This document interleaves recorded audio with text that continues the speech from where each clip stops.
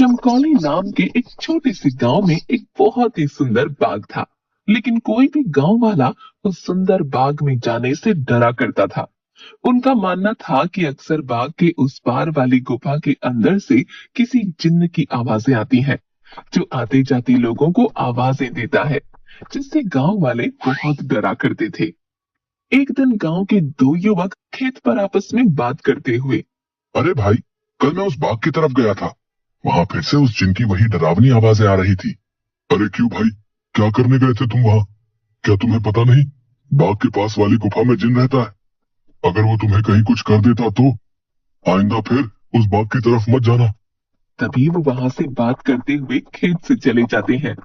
अगले दिन गांव का एक लड़का रांझा, यार, इस गुफा में से आवाजें कौन देता होगा? मुझे इसके पीछे जरूर कोई राज नजर आता है। राजा भैया, जो भी हो, लेकिन गलती से भी उस गुफा के अंदर मत जाना। लेकिन इस गुफा का रहस्य तो मैं जानकर रहूंगा। सब गांव वाले डर के साए में आखिर कब तक रहेंगे? उसके बाद शाम हो गई और रांझा और उसका दोस्त अपने अपने घर चले गए। अगले दिन सुबह सारे गांव में सन्नाटा था और रांझा के घर के बाहर उसकी लाश रखी हुई थी। सब रो रहे थे। शाम को बस ये बोल के घर से निकला था कि आज एक रहस्य से पर्दा उठाने जा रहा हूँ। मेरे रांझा की बहादुरी उसे ले डूबी। हाय मेरा बच्चा। हो ना हो, ये उस गुफा वाले जिन ने ही किया है। हाँ, उसी गांव में धन्नू नाम का व्यक्ति रहता था, जो एक व्यापारी था। उसकी दो बेटियां थीं, रीमा और सीमा। उन दोनों को रंग बिरंगे फूलों का बहुत शौक था।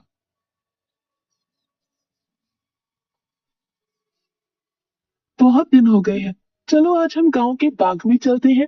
न जाने क्यों हमें बाबूजी उस बाग में जाने से मना करते हैं। इस पूरे गांव में एक वही जगह है जहाँ कितने सुंदर सुंदर फूल होते हैं। हाँ सीमा, वो बाग सच में बहुत सुंदर है। उस बाग में बहुत सुंदर सुंदर फूल होते हैं, लेकिन बाबूजी हमें जाने नहीं देते। वो कहते हैं गांव के बाग के उस पार एक गुफा है जो बहुत ही भयानक है। हमारा जाना वहां सही नहीं होगा। लेकिन गांव की रांझा भाई की मौत के बाद तो गुफा और ज्यादा डरावनी लगने लगी है। अरे रीमा, ये सब झूठी बातें हैं। मुझे नहीं लगता वहां ऐसा कुछ है। और वैसे भी गांव वालों ने उस जिन्न को देखा नहीं, बस उसकी आवाज ही सुनी है। अगर सच में वहां कोई जिन्न होता तो क्या गांव वालों के सामने नहीं आता? हाँ, बोल तो सही रही हो सीमा, मुझे भी लगता है कि वहां कुछ नहीं है। चलो ठीक है, हम दोनों कल ही बाग में जाएंगे और हो सके तो क्या पता रांझा भाई की मौत का राज भी पता चल जाए। हाँ, कुछ नहीं है, वहां हम दोनों सुबह चलेंगे, तब तुम खुद ही देख लेना। लेकिन बाबूजी हमें नहीं जाने देंगे सीमा।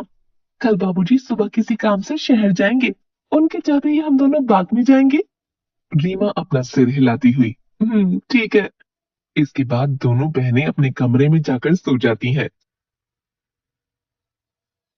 अगली सुबह, देखो मेरी प्यारी बेटियों, मैं किसी काम से शहर जा रहा हूँ। तुम दोनों अपना ख्याल रखना और उस बाग में फूल तोड़ने मत जाना। वो जगह अच्छी नहीं है। कोई भी गांव वाला वहां नहीं जाता। पता है ना, रांझा भी वहीं जाने से मारा गया था। हम दोनों बहनें उस बाग में नहीं जाएंगी। इसके बाद धन्नू वहां से चला जाता है। उसके जाते ही दोनों बहनें उस बाग की तरफ जाने लगती हैं कि तभी एक गांव का आदमी उन्हें देख लेता है। अरे सीमा और रीमा बेटिया, तुम इस बाग की तरफ कहाँ जा रही हो? क्या तुम्हें नहीं पता कि बाग की उस तरफ एक गुफा है जो बहुत ही डरावनी है? वहां से अक्सर किसी जिन की आवाज आती है। अरे काका, हम दोनों बस बाग में ही जा रहे हैं, वहां से कुछ फूल लेकर बस अभी आ जाएंगे। आप चिंता मत कीजिए, हम बाग के उस तरफ वाली गुफा में नहीं जाएंगे। चलो ठीक है बेटिया, लेकिन तुम दोनों शाम होने से पहले आ जाना। अच्छा, अब मैं चलता हूँ। इसके बाद वो आदमी वहां से चला जाता है। थोड़ी दूर चलने पर सीमा और रीमा देखती हैं कि दो चोर आपस में बातें कर रहे होते हैं। अरे भाई, हम ये सही कर रहे हैं क्या? गांव वाले तो कहते हैं उस गुफा में एक जिन रहता है जो लोगों को आवाजें देता है। मुझे नहीं लगता है ऐसा कुछ है। वो गुफा गांव के सरपंच की है। मुझे तो लगता है उसमें बहुत सारा खजाना होगा। सब गांव वालों को डराने का बहाना है। बस चलो, चलकर आज देख ही डालते हैं। इसके बाद वो दोनों गुफा की ओर जाने लगते हैं। उन्हें गुफा की ओर जाता देख रीमा और सीमा भी उनके पीछे जाने लगती हैं कि तभी वो देखती हैं कि वो दोनों चोर गुफा के अंदर जाने ही वाले होते हैं कि वहां एक औरत आती है जो देखने में काफी भयानक होती है और उसके हाथ में एक टोकरी होती है जिसमें बहुत सारे रंग बिरंगे फल होते हैं। तभी वो औरत उन दो चोरों से कहती है, कहाँ जा रहे हो तुम दोनों? क्या तुम्हें पता नहीं इस गुफा में एक जिन्न रहता है? वो तुम्हें मार डालेगा। चले जाओ यहाँ से, चले जाओ। क्या कहा? जिन?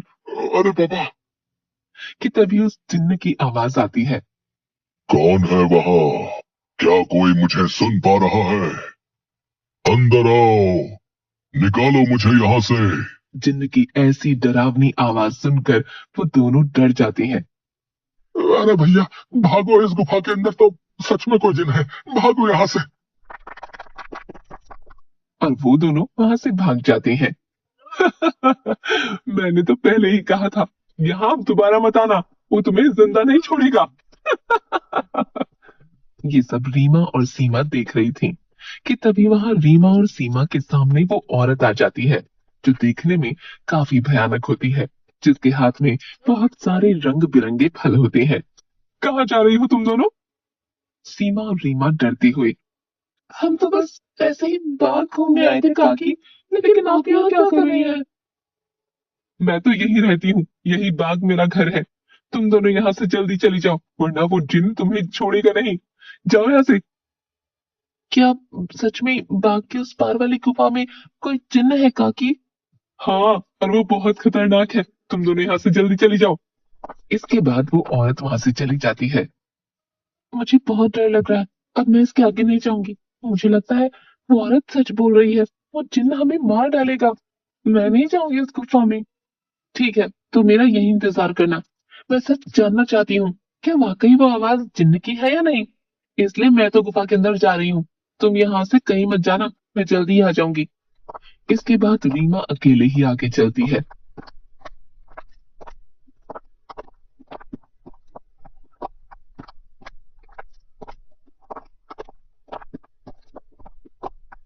रीमा चलते चलते उस गुफा के पास पहुंच जाती है। तभी एक आवाज उसे सुनाई देती है जो काफी भारी होती है। ऐसा लगता है जैसे किसी रोते हुए इंसान की आवाज हो वो। कोई है यहाँ? मुझे यहाँ से बाहर निकालो। मैं इस गुफा में बरसों से कैद हूँ। निकालो मुझे यहाँ से। रीमा बड़ी हैरानी से वहीं खड़ी हो जाती है। कौन हो तुम और क्यों मुझे आवाज लगा रहे हो? क्या तुम वही जिन्न हो जिसके बारे में गांव वाले बात करते हैं? क्या सच में तुम यहाँ इस गुफा में हो? हाँ, मैं जिन हूँ। मैं कई सालों से इसी गुफा में कैद हूँ। मेरी सहायता करो लड़की, मेरी बात मानो। मैं तुम्हें कोई नुकसान नहीं पहुंचाऊंगा। तुम मुझे इस गुफा से आजाद कर सकती हो। इसके बाद मैं यहाँ से हमेशा के लिए चला जाऊंगा। मेरी सहायता करो। क्या सच में हमेशा के लिए तुम यहाँ से चले जाओगे? मैं तुम्हारी सहायता जरूर करूंगी। मुझे क्या करना होगा जिन? बताओ मुझे, मैं अवश्य ही करूंगी। तभी गुफा के दरवाजे खुलते हैं और रीमा उस गुफा के अंदर चली जाती है।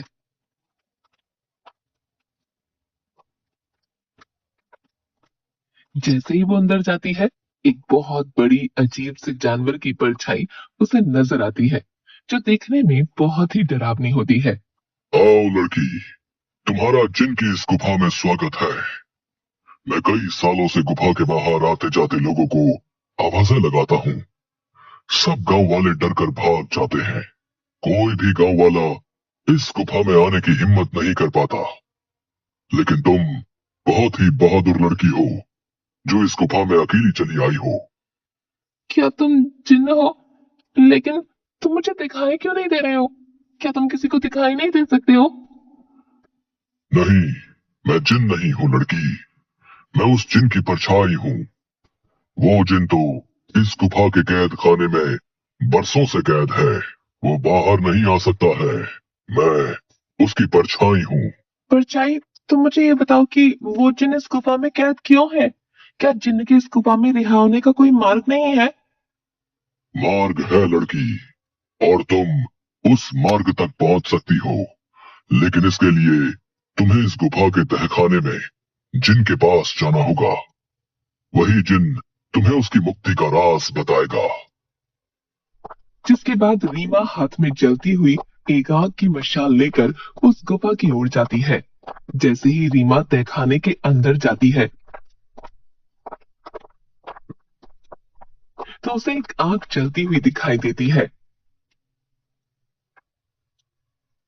वो जैसे ही उस आग के पास जाती है, हे जिन, मैं यहाँ तुम्हारी मदद करने आई हूँ, क्या तुम मुझे सुन सकते हो? उसे उस जिन्न की आवाज आती है। आओ बहादुर लड़की, मैं तुम्हारा ही इंतजार कर रहा हूँ। मैं जानता हूँ कि तुम ही मुझे इस गुफा से मुक्ति दिला सकती हो। तुम्हारा इस गुफा में स्वागत है लड़की। तुम बहुत ही बहादुर हो जो इस गुफा में आई हो। मेरा नाम जिनाद है। मैं यहाँ कई सालों से बंद हूँ। मेरे सामने आओ जिन्नात, मैं तुम्हें देखना चाहती हूँ। कि तभी अचानक से जिन्नात उसके सामने आता है, जो बहुत ही डरावना होता है। एक बहुत ही भयानक सा दिखने वाला, जिसके सिर पर एक लंबी चोटी होती है, जो काफी बड़ा होता है। रीमा के सामने वो आता है तो उसे देखकर रीमा थोड़ा डर जाती है। देखो, तुम डरो मत लड़की। मैं तुम्हें कुछ नहीं करूंगा। मैं जानता हूँ कि तुम मेरी मदद करने आई हो, लेकिन मेरी मदद करना इतना भी आसान नहीं है। तुम एक बार और सोच सकती हो। क्या तुम वाकई मेरी मदद करना चाहती हो? लेकिन मैं तुम्हारी मदद कैसे कर सकती हूँ, और तुम यहाँ कैद कैसे हुए? बताता हूँ। बहुत साल पहले इस गुफा में एक औरत रहती थी। वो बहुत गरीब थी। वो गुफा के बाहर वाले बाग से फल तोड़ा करती थी और उन्हें ही खाया करती थी। एक दिन उसने बाग के सारे फल तोड़ लिए और यहाँ इस गुफा में लेकर आ गई। उन्हीं फलों के बीच एक रहस्यमयी फल भी था, जो बहुत ही चमकदार था और जिस पर मेरी नजर थी। वो फल मेरी उम्र 100 साल और बढ़ा सकता था, लेकिन मैं उस फल को तब तक नहीं छू सकता था जब तक कोई इंसान उस फल को उसके पेड़ से तोड़ न ले। एक दिन वो औरत चमकदार फल को उसके पेड़ से तोड़कर इस गुफा में ले आई। जब मैंने देखा तो मैं उसके पीछे इसी गुफा में आ गया और मैंने उससे कहा कि हे औरत, तुम जो बाग से सबसे सुंदर और चमकदार फल तोड़कर लाई हो, वो मुझे दे दो। इसके बदले में तुम जो भी दो इच्छाएं मांगोगी, वो पूरी होंगी। ठीक है, मैं तुम्हें वो फल दे देती हूँ, लेकिन मेरी दो इच्छा है। पहली ये कि तुम मुझे वरदान दो, आज से ये बाग मेरा होगा। और दूसरी ये कि तुम इस गुफा में ही कैद रहोगे, ताकि इस बाग में कोई भी तुम्हारे डर से ना आ सके, और हमेशा के लिए मैं ही इस बाग में राज करूं। वो औरत मुझे फल तो दे देती है। उस फल से मेरी उम्र तो 100 साल बढ़ गई, लेकिन उस औरत को दिए गए वरदान की वजह से मैं यहीं कैद हो गया। तब से ही मैं इस तहखाने में कैद हूँ। क्या अब से पहले किसी ने आपको यहाँ से बाहर निकालने की कोशिश नहीं की? इससे पहले गांव के एक लड़के ने मुझे बचाने की हिम्मत दिखाई थी, लेकिन जैसे ही वो लड़का उस चमत्कारी फल को लेकर गुफा में आ रहा था, तभी उस बूढ़ी औरत ने उसको मौत के घाट उतार दिया और सारे गांव में बात फैल गई कि मैंने उसको मारा है। हाँ, वो लड़का हमारे गांव का रांझा भैया थे। उसको उस बूढ़ी औरत ने मारा। मैं आपको यहाँ से आजाद जरूर करवाऊंगी, लेकिन मुझे तुम्हें यहाँ से आजाद कराने के लिए करना क्या होगा? तुम्हें यहाँ से उस बाग में जाना होगा। वहां तुम्हें उस बाग में रहने वाली उसी औरत की झोपड़ी दिखेगी, जिसके कारण मैं इस गुफा में कैद हूँ। तुम्हें उसकी झोपड़ी में जाना होगा। वहां से तुम्हें सबसे सुंदर और चमकदार फल लाना होगा। मेरी मुक्ति का राज उस फल में ही कैद है। ध्यान रखना बहादुर लड़की, उस औरत की झोपड़ी में कोई नहीं जा सकता है। जब वो सो रही होगी, तुम्हें तब ही जाना होगा और उसकी फलों की टोकरी में से सबसे चमकता फल लेकर आना होगा। उसी फल में तुम्हें मेरी मुक्ति का राज मिलेगा। लेकिन तुम्हें ये काम बड़ी होशियारी से करना होगा। अगर उस औरत को पता चल गया तो वो तुम्हें जिंदा नहीं छोड़ेगी। ठीक है जिन, मैं तुम्हारे लिए वो चमकदार फल जरूर लेकर आऊंगी। मैं तुम्हारा इंतजार करूंगा, बहादुर लड़की। इसके बाद रीमा वहां से बाग में जाती है और उस औरत की झोपड़ी की ओर बढ़ने लगती है। रीमा देखती है कि उस औरत की झोपड़ी में कोई नहीं है। वो इधर उधर देखती है और उस झोपड़ी के अंदर चली जाती है। रीमा अंदर जाकर देखती है कि बहुत सारे फल उस औरत की झोपड़ी में रखे हैं। अरे, ये तो कितने सारे फल हैं, लेकिन इन सब में कोई भी फल बहुत ज्यादा नहीं चमक रहा। तभी अचानक रीमा देखती है कि वही औरत अपनी झोपड़ी की तरफ आ रही है। ये देखते ही रीमा दरवाजे के पीछे छुप जाती है। वो औरत अपनी झोपड़ी में आती है और उसके हाथ में एक टोकरी होती है जिसमें बहुत सारे फल रखे होते हैं। वो अपनी टोकरी एक टेबल पर रख देती है और पास ही पड़ी चारपाई पर सो जाती है। ये देख थोड़ी देर बाद रीमा बाहर आती है और उन फलों की टोकरी में से सबसे चमकता फल देखती है। लगता है यही वो चमकदार फल है जिसके बारे में वो जिन बात कर रहा था। रुको लड़की, तुम मेरा ये जादुई फल लेकर कहाँ जा रही हो? मुझे मेरा फल वापस करो, वरना मैं तुम्हें यहाँ से नहीं जाने दूंगी। रीमा ये सुनकर डर जाती है। मुझे ये फल ले जाने दो काकी। मैं इस फल को उस जिन्न को देकर उसे उस गुफा से आजाद कराना चाहती हूँ, ताकि सारे गांव वाले बिना डरे यहाँ सके। मुझे इस फल को लेकर जाने दो काकी। क्या कहा लड़की? तुम मेरी कई सालों की मेहनत पर पानी फेर देना चाहती हो? उस जिन्न के रिहा होते ही ये सब गांव वाले मुझे इस बाग से निकाल देंगे। नहीं नहीं, मैं ऐसा नहीं होने दूंगी। मुझे ये चमकदार फल वापस करो। ये सुनकर रीमा वहां से उस फल को लेकर भागने लगती है और वो औरत भी उसके पीछे ही भागने लगती है।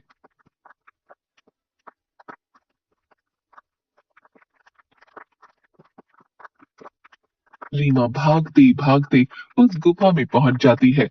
जैसे ही वो गुफा में पहुंचती है, वो जादुई फल उसके हाथ से नीचे गिर जाता है, जिसके गिरते ही तोते में बदल जाता है। रीमा ये देखकर हैरान हो जाती है। तभी वो औरत वहां आ जाती है। ये तुमने क्या किया लड़की? इस जादुई फल को नीचे गिरा दिया, और अब ये तोता तुम्हें उस जिन्न की आजादी का सबसे आखिरी रास्ता बताएगा। नहीं, मैं ऐसा नहीं होने दूंगी। मैं तुम्हें मार डालूंगी। वो औरत रीमा को जैसे ही अपने हाथों से मारने आगे बढ़ती है, वो औरत अचानक से आग में जलने लगती है, जिसे देख रीमा हैरान हो जाती है। तभी एक आवाज सुनाई देती है जो उस जिन्न की परछाई की होती है। डरो मत बहादुर लड़की, इस लालची औरत को इसके किए की सजा मिल चुकी है। अब तुम्हें अपनी मंजिल का आखिरी पड़ाव पार करना है, जिसमें ये तोता तुम्हारी मदद करेगा। तभी अचानक से वो तोता उड़ने लगता है और गुफा में उसी तरफ भागने लगता है जहां वो जिन्न कैद था। रीमा भी उसके पीछे पीछे चलने लगती है।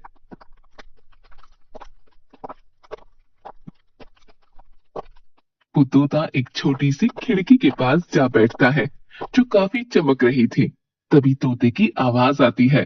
सुनो बहादुर लड़की, तुम्हें इस चमकदार खिड़की को खोलना होगा, जिसकी चाबी तुम्हें ढूंढनी होगी। मैं तुम्हें दो रास्ते बताऊंगा, जिस पर चल के तुम्हें इस खिड़की को खोलने वाली चाबी मिलेगी। लेकिन दो रास्तों में से तुम्हें कोई एक रास्ता चुनना होगा। पहला रास्ता एक गुलाब के फूल की तरफ जाता है, जो बाग की तरफ है। दूसरा रास्ता एक अंधेरे की तरफ है, जो इसी गुफा में उस तहखाने की तरफ जाता है जहां वो जिन कैद है। जाओ और अपना रास्ता चुन लो। रीमा काफी देर सोचने के बाद, मैं गुफा वाला रास्ता ही चुनूंगी जो अंधेरे की तरफ जाता हो। जिसके बाद रीमा गुफा की ओर चलने लगती है कि तभी रीमा को एक सिक्का दिखाई देता है। अरे, ये इतना चमकता हुआ सिक्का यहाँ कैसे आया? और ये सिक्का इतना चमक क्यों रहा है? रीमा जैसे ही वो सिक्का हाथ में उठाती है, पूरी गुफा में रोशनी हो जाती है। अरे, ये तो पूरी गुफा में रोशनी हो गई। तभी वो सिक्का अचानक उड़ने लगा। अरे, ये सिक्का उड़ क्यों रहा है? रीमा उस सिक्के के पीछे पीछे चलने लगती है। थोड़ी दूर चलने पर रीमा देखती है कि 4 चाबियां अलग अलग रंग की थीं, जो हवा में उड़ रही थीं। अरे, ये तो वही चाबियां हैं जिसके बारे में वो तोता बता रहा था। लेकिन अब इनमें से सही चाबी कौन सी होगी, ये कैसे पता चले? तभी रीमा को एक आवाज आई, जो उस जिन्न की परछाई की थी। बहादुर लड़की, तुम्हें इनमें से एक चाबी उठानी है। याद रखना, तुम्हें एक सही चाबी उठानी है, लेकिन याद रहे, तुम्हें बड़ी होशियारी से ही एक चाबी उठानी होगी। अगर तुमने गलती से गलत चाबी चुन ली, तो ये चारों चाबियां गायब हो जाएंगी और तुम कभी भी जिनको आजाद नहीं कर पाओगी। ये सुन रीमा हैरान हो जाती है। क्या? हे भगवान, ये किस दुविधा में डाल दिया है। अब मैं कैसे इन चारों चाबियों में से सही चाबी चुनूं? काफी देर सोचने के बाद रीमा देखती है कि चारों चाबियों में से एक चाबी बहुत बड़ी थी, जो लाल रंग की थी, और जिस चमकदार फल के गिरने से वो तोता बना था, वो भी लाल ही रंग का था। रीमा समझ गई कि लाल वाली चाबी चुननी है। उसके लाल चाबी चुनते ही बाकी सारी चाबियां गायब हो गईं, और फिर तभी फिर से जिन्न की परछाई की आवाज आई। शाबाश बहादुर लड़की, तुम्हारी सूझबूझ की वजह से आखिरकार तुमने बिल्कुल सही चाबी चुन ली। अब जाओ उस खिड़की के पास और खोल दो उसे। रीमा उसी खिड़की के पास जाती है।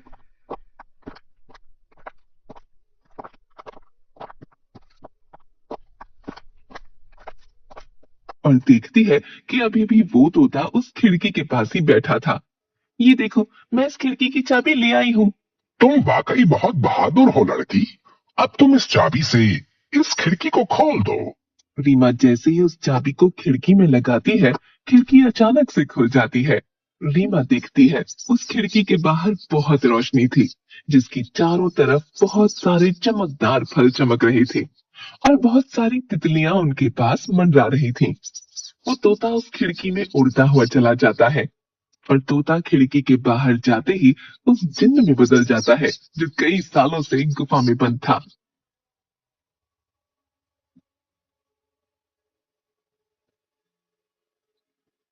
तुम्हारा बहुत बहुत धन्यवाद लड़की। तुमने मुझे इस गुफा से आजाद कर दिया। तुम एक निडर और साहसी लड़की हो। तुम जो भी मांगोगी, मैं वो तुम्हें दूंगा। बोलो, क्या इच्छा है तुम्हारी? क्या सच में अब तुम आजाद हो गए हो? अब तुम इस गुफा में नहीं हो। अब सब गांव वाले यहाँ आ सकेंगे। मैं और मेरी बहन भी अब बाग में आ सकेंगे कभी भी। हाँ बहादुर लड़की, अब किसी को भी डरने की कोई जरूरत नहीं है। अब मैं इस गुफा से बाहर आ गया हूँ, अपनी दुनिया में। अब मैं किसी को आवाजें नहीं दूंगा। तुम जब चाहो यहाँ आ सकती हो। तुम्हारी ही वजह से मैं आजाद हो पाया हूँ। तुम मुझसे जो भी मांगोगी, मैं तुम्हें वही दूंगा। बोलो, क्या इच्छा है तुम्हारी? जिन, मैं कुछ नहीं मांगना चाहती हूँ, लेकिन अगर तुम सच में मेरी इच्छा पूरी करना चाहते हो तो गुफा के सामने वाले बाग से मुझे बहुत प्यार है। इसमें रंग बिरंगे फूल मुझे बहुत पसंद है। मैं चाहती हूँ कि ये बाग हमेशा ऐसे ही खिलखिलाता रहे। इसके फूल कभी ना मुरझाएं। ठीक है बहादुर लड़की, तुम्हारी ये इच्छा जरूर पूरी करूंगा। अब ये बाग हमेशा यूं ही रहेगा, कभी भी मुरझाएगा नहीं। तुम अब जब भी इस बाग के फूलों को देखोगी, तो ये हमेशा खिले रहेंगे। अच्छा, अब मैं हमेशा के लिए यहाँ से जा रहा हूँ। इसके बाद वो जिन्न गायब हो जाता है और खिड़की बंद हो जाती है। रीमा जब गुफा से बाहर निकलती है, तो सब गांव वाले धन्नू और सीमा बाहर खड़े होते हैं। अरे मेरी बिटिया, आ गई तू वापस। उस जिन ने तुझे कुछ किया तो नहीं? आखिर क्यों गई थी तू उस गुफा के अंदर? अगर वो जिन तुझे मार डालता तो क्या करता मैं? दीदी, तुम ठीक तो हो ना? क्या सच में तुम्हें उस जिन्न ने कुछ नहीं किया? बाबूजी, मैं बिल्कुल ठीक हूँ। अब अंदर कोई जिन्न नहीं है। इस गुफा के अंदर जो जिन्न था, अब वो हमेशा के लिए इस गुफा से चला गया है। अब आप सभी को डरने की कोई जरूरत नहीं है। अब कोई भी यहाँ आ सकता है। अरे क्या बोल रही हो रीमा बिटिया? आखिर कहाँ गया वो जिन जो आते जाते लोगों को आवाजें दिया करता था? रीमा गांव वालों को सारी बात बताती है।